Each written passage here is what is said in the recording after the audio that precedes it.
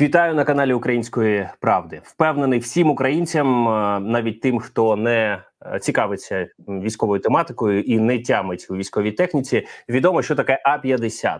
Літак російський, який радіолокаційний, сканував українське небо і більше не сканує, тому що ми нанесли росіянам ураження і критичну масу цих літаків знищили.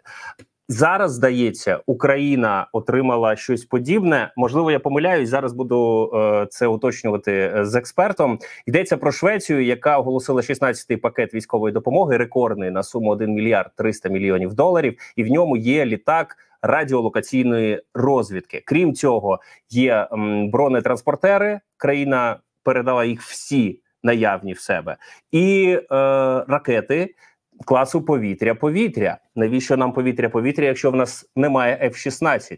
А можливо, вони вже є чи скоро будуть? Зараз все це дізнаюся в Анатолія Храпчинського, заступника генерального директора з виробництва засобів радіоелектронної боротьби і експерт із авіації. Пане Анатолію, доброго ранку. А поясніть, будь ласка, літак радіолокаційної розвідки та управління AS-890, який Україні надала Швеція. Що це таке? Ну, по-перше, це літак, який дозволяє бачити навколо себе там на відстані до 400 кілометрів. Ми кажемо про те, що ми зможемо сканувати повністю повітряний простір і наземний простір. Тобто ми кажемо про те, що в нас з'являється літак цілі указання. Тобто це літак, який буде давати цілі вказівки для наземних засобів і для повітряних засобів, наприклад, для перехоплення цілей, для виявлення цілей, раннього виявлення цілей, ну і подальшого знешкодження. Тобто ми кажемо про те, що у нас є свій командний пункт, який буде знаходитися в повітряному просторі і виконувати задачі, ну, на кшталт російського А-50, і свого часу росіяни прозвали цей літак «Всевидящее око Стокгольма». Тому насправді це такий суттєвий удар по російському іміджу, тому що замість того, що в них зникло, в нас з'явилось. Але в нас з'явилось набагато краще, тому що слід зазначити, що це більш сприткий, так би мовити, простою мовою, скажімо, літак. Ну і за рахунок того, що це СААП, у нас є достатня кількість пілотів з цивільної авіації, які можуть і зараз долучитися до керування цього літака. Тобто проблеми з пілотами у нас немає. А я, як раніше казав, що у нас є, я так розумію, що була підготовка офіцерів бойового управління, які можуть знаходитися в цьому літаку і працювати на цьому обладнанні. Тобто кажемо, що, скоріш за все, що все ж таки потрібна буде деяка підготовка офіцерів бойового управління безпосередньо, які будуть знаходитися на тому обладнанні, яке є на літаку, і працюватимуть, наприклад, по цілевказанням для наземних або повітряних системах, які будуть працювати по ворожій техніці. Тобто навчатися на цьому літаку не потрібно? Чи, можливо, необхідна якась інфраструктура спеціальна, чи обслуговування літака? Я бачу, що разом з цим літаком якісь інструкції, якісь ще там пояснювальна документація йде зі Швеції. Власне, треба буде розбиратися, чи можна з першого дня його використовувати? Я думаю, що безумовно його треба буде вводити в експлуатацію через деякі перепідготовку офіцерів бойового управління, які знаходяться безпосередньо за техніку, яка стоїть на літаку. Пілоти у нас є підготовлені. Я думаю, що це не буде проблемою знайти пілотів, які літали на СААБах, тому що такий тип літаків був в цивільній авіації, в деяких компаніях у нас є підготовлені пілоти. Стосовно підготовки, тут треба правильна імплементація даного літака, тому що найбільш потужне використання цього літака буде в співпраці з літаками F-16. Це суттєво допоможе посилити нашу протиповітряну оборону під час масованих обстрілів. Ми можемо казати про те, що ці літаки, знаходячись в повітрі, будуть відслідковувати навколо себе будь-які спроби там пролітати ракетами. Ну і з урахування того, що ми бачимо постійно, в принципі, ці коридори прольоту російських ракет, ми вже можемо передбачати, і знаходиться літак буде в тому секторі, де можливий заход російських ракет. Ну і, звісно, перехоплення вже буде за рахунок там F-16 або навіть наших літаків, які у нас є. Ну і тим паче, що Швеція передає нам ракети повітря-повітря, які суттєво посилять наші спроможності для того, щоб нищити ракети. Але я би звернув увагу, що в принципі, якщо цей літак знаходиться на прикордоні, наприклад, з Російською Федерацією, то він цілком ймовірно зможе знищувати, наприклад, російські літаки, які намагаються скидати авіабомби або запускати ракети по там Сумській, Харківській області. Тому це буде гарна протидія. Я думаю, що ми дедалі більше бачимо факторів, що все ж таки згода на використання західних зразків техніки по території Російської Федерації буде отримана. А як він буде знищувати, якщо він розвідник? Не зрозумів. Він не буде знищувати, він буде давати цілі указання, наприклад, літакам F-16. Тобто він буде бачити повітряні цілі і може давати підсвітлювати, так би мовити, ціль. Да. Так. Добре, а наскільки є ймовірність його ураження росіянами? Чи він підлітає дуже близько до лінії фронту, чи він десь здалеку сканує російське небо? Безумовно, цей літак є і обладнаний він деякими засобами радіоелектронної боротьби, що дозволяє, наприклад, не бачити в певному секторі радіолокаційних систем російських. Але тут треба розуміти, що ці літаки будуть прикриватися нашими винищувачами як група прикриття. Тобто це будуть літаки, які будуть захищати цей літак, враховуючи там певні мертві зони, які є у літака, і це нормально, тому що у нього оглядова РЛС, яка знаходиться зверху, вона направленої дії. Тобто дві РЛС антени, які дивляться в різні боки, але закривають 120 градусів. Тобто в цілому виходить повна картина навколо літака на 400 кілометрів. Ракети AIM-120 AMRAAM, які також є в пакеті допомоги Швеції, класу повітря-повітря. Це означає, що Швеція надала нам ракети для винищувачів F-16? Так, це ракета, яка може використовуватися як на літаках F-16 і на наших літаках, які зараз переобладнані для цих ракет. Але слід зазначити, що, наприклад, на F-16 вони будуть використовуватися в повному обсязі своїх можливостей. Добре. Щодо F-16, Рустем Умєров, міністр оборони, вчора в Reuters сказав, що поставки винищувачів F-16, перші поставки, відбудуться, цитую, дуже скоро. Що, на вашу думку, означає це дуже скоро? Ну, знов-таки, давайте казати про те, що, в принципі, всі строки поставки передбачали під собою це весну цього року.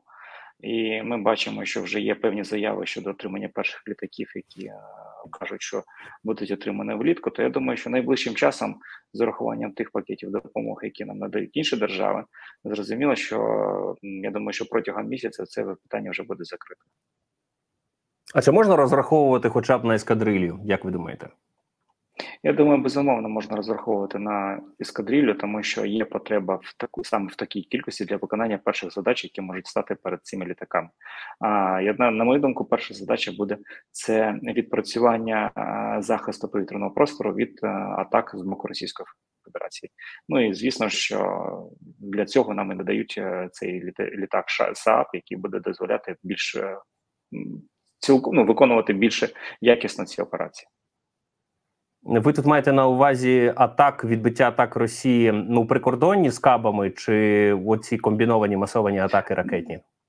Дивіться, якщо ми кажемо про комбіноване масоване ракетне атаки, це однозначно. Якщо ми кажемо про каби, то треба зрозуміти, що нам треба отримати все ж таки дозвіл на використання техніки західного зразка по території Російської Федерації. Тому що, на жаль, ті умови, в яких ми знаходимося з використанням цього зброї, не дозволяють нам стріляти по будь-чому, що знаходиться на території Російської Федерації, навіть в повітряному просторі Російської Федерації. Але ж, наскільки я розумію, окрема країна, яка надає нам свою зброю, може дозволити це робити. І зараз немає консенсусу в Європі. Жозеп Борель, глава дипломатії Європейського Союзу, вчора заявив про деяку кількість країн, які коливаються. Окремо маємо НАТО, Білий дім, там своя історія. Є європейські країни, які за те, от Макрон зараз виступає із закликами дозволити, то може статися так, що якісь країни дозволять, і цією зброєю цієї країни ми будемо бити по цілях Росії. Цілком ймовірно, тому що ми кажемо про те, що, наприклад, британці перші дозволили нам використовувати Storm Shadow по території тимчасово окупованого Криму. Ну і звісно, що вони першими дозволили нам використовувати, наприклад, по території Російської Федерації. Слід зазначити, що також сам Макрон дозволяє, а тут теж певне озброєння є, яке можемо використовувати. Тому так, можна казати, що ті країни, які нам надають свою власну вироблену зброю, ту зброю, яка виробляється в цій країні, то вони можуть надати нам право на використання цієї зброї. Ну, зокрема, от Естонія і Швеція теж виступають за. І ми зараз говоримо про Швецію, про те, що вона надала ракети. Тобто виходить, що ці ракети конкретно, які ми вже обговорили, так? Амрам, не знаю, як коректно їх називати, ними ми зможемо бити по російських цілях. Дивіться, АІМ-120 – це американська ракета, тому тут є певні процедура щодо дозволу експлуатації цих ракет саме Сполученими Штатами. Але АІМ-120 ми використовуємо, працюємо на наших платформах, тому що є наші літаки, які переобладнані для цих ракет. Вони себе дуже гарно зарекомендували. Я думаю, що в подальшому, в принципі, ми можемо казати про, наприклад, про використання на території тимчасово окупованої України. Безумовно, ми зможемо це робити. Але головна задача зараз захистити Сумщину, Харківщину і прифронтову лінію звільнити від російських літаків. Швеція призупиняє плани щодо постачання Україні винищувачів Гріпен. Про це була вчора інформація. І нібито це пов'язано з постачанням F-16. Як пов'язано? Ви знаєте? Ну, по-перше, для того, щоб, наприклад, навчати ще пілотів на F-16, точніше, навчаються на пілотів на F-16, ще навчати на Гріпони, це може трохи розтягувати ресурси, але я би, скоріше, погодився з це пов'язано з тим, що ми отримаємо із Швеції 2 інших літака, які будуть виконувати інші задачі, і це доволі непогана така заміна, наприклад, ескадрилі Гріпонів, яку нам обіцяли. Тому що насправді ми тоді отримуємо дуже потужні можливості в повітряних силах. Міністерка закордонних справ Бельгії також заявила про те, що ця країна поставить Україні до 2028 року 30 винищувачів F-16. З одного боку, 30 – це багато, а з іншого, що таке 28-й рік? Скільки чекати і скільки всього може статися за цей період? Наскільки це важливо в такій віддаленій перспективі знати, що країна Європи поставить нам 30 F-16? Давайте почнемо з того, що країна обіцяла ці літаки поставляти з 25-го року, а вже кажуть, що в 24-му році перші літаки надійдуть. Тому тут не так же це і погано. Стосовно взагалі отримання цієї кількості літаків, то треба не забувати, що програма переходу України на новітні літаки F-16, нове озброєння, передбачає перед собою 2 роки, тому, звісно, що є потреба в поетапному отриманні від різних країн. Я думаю, що сроки до 28-го року це пов'язано, наприклад, там, знаєте, як то кажуть, беруть з запасом насправді, але я думаю, що ми їх побачимо набагато раніше. Прошу вас ще прокоментувати інформацію про те, що нібито Україна готується до атак обстрілів території Росії, саме далекобійною зброєю, про яку ми вже згадували.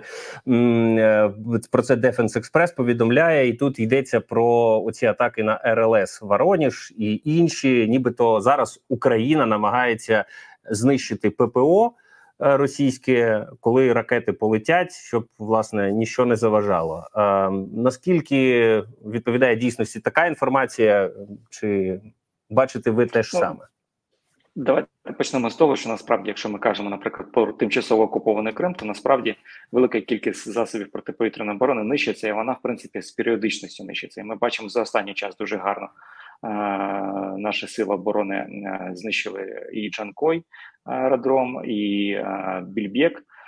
Якщо ми кажемо про системи дальнього радіолокаційного або загоризонтного радіолокаційного виявлення, на кшталт Вороніж, то тут слід зазначити, що із тих станцій, які були знищені останнім часом, саме за територією України відповідав контейнер. Він бачив частину України, яка починається з правого берега Дніпра і там до Європи. А ліва частина України знаходилася в мертвій зоні. Тому насправді ми можемо казати, що є потреба, наприклад, в посиленні таких можливостей наших, тобто осліплення росіян, для того, щоб більш прицільно можна було працювати і не переживати, що там росіяни щось бачать. Щодо інших систем дальнього радіолокаційного виявлення, це Вороніж-М, Вороніж-ДМ, які були знищені. Я би сказав, що це більше удар по іміджу Росії, тому що ці системи входили в систему раннього оповіщення про можливість застосування будь-якої зброї проти Росії. Тому ми показуємо нашим західним партнерам, які сумніваються щодо надання дозволу нам на використання західної техніки, території Російської Федерації, що дивиться, у них навіть такі стратегічно важливі об'єкти не захищені. Що ми можемо казати про, наприклад, стан озброєння того ядерної зброї, якою Росія лякає весь світ? Тому тут є певні такі більш політично-психологічний тиск і на Європу, і безпосередньо на Росію. Щодо самих засобів, ну давайте будемо відверти. Росія активно просуває системи дальнього радіолокаційного виявлення як на спадок від Радянського Союзу. Вона не може запропонувати, наприклад, для більш якісної розвідки мережу супутників. Тому вона використовує саме такий засіб виявлення ворожих можливих атак по території Російської Федерації. В той час, коли весь світ майже відмовився від таких систем радіолокації, і це було, як то кажуть, на часі ще в 60-х роках минулого століття. Зараз більшість світу використовує супутникові системи, які дозволяють навіть передбачати, бачити можливі запуски ракет з боку Російської Федерації. Дякую. Наостанок спитаю вас про спроможності росіян. Завод у Татарстані в Росії нібито має виготовити 6 тисяч шахедів в цьому році. І навіть зараз випереджає цей графік. Це вчора повідомлення Wall Street Journal. Наскільки це загрозливо для нас? Що означає 6 тисяч, враховуючи, що останнім часом повітряні сили майже 100% шахедів в українському небі збивають? Почнемо з того, що насправді, якщо ми кажемо про шахеди, це суттєве навантаження на наші сили протиповітряної оборони, тому що, в принципі, основний удар приходиться по мобільним групам, і мобільні групи на себе беруть ту кількість знищення за рахунок вправної роботи. Зрозуміло, що коли їх стане більше, це буде складніше і треба буде збільшувати мобільні групи. Але зараз є вже деякі рішення щодо автоматизації цих процесів, якщо ми кажемо про, наприклад, системи, які зможуть знищувати в автоматичному режимі, виявляти і знищувати дані типи безпілотників. І знов-таки є нові сучасні розробки, і зараз активно це обговорюється. Проблематика, наприклад, знищенням ударними дронами цих засобів. Але я би звернув увагу насправді, що Росія, безумовно, постійно виробляє дуже багато військової зброї. Це знов-таки спадок Радянського Союзу, коли вони виготовляли дуже багато, але ефективність і якість цієї зброї замала насправді. Вона за рахунок її кількості щось вони можуть отримати. Тому зараз головна задача наша – це шукати рішення по автоматичному знищенню цих засобів. Тут слід зазначити, що, наприклад, з появою F-16 ми можемо швидше відпрацьовувати по цих шахедах за рахунок навіть 20-мм гармати, тобто ми не будемо використовувати дорогоцінні ракети, а ми будемо використовувати звичайні кулі. І слід шукати рішення щодо чергових ударів по Лабузі, тому що насправді минулий удар суттєво вплинув на спроможності, що Росія пішла шукати нових робітників аж в Африку. Тому я думаю, що за рахунок таких ще чергових ударів по Лабузі це зменшить спроможності Росії виробляти ту кількість, яку вони обіцяють. Дякую вам, Анатолій Храпчинський, експерт із авіації, заступник генерального директора виробника засобів РЕП. На все добре, друзі. Вам рекомендую продовжувати слідкувати за цією темою, за пакетом допомоги Швеції. Власне, що він означає, наскільки він вплине на хід війни на сайті Української правди, правда.com.ua. Долучайтеся до клубу читачів і глядачів Української правди, ставайте членами цього клубу і таким чином підтримуйте незалежне медіа УП. Тисніть вподобайку під відео і підпишіться на канал, якщо тут вперше.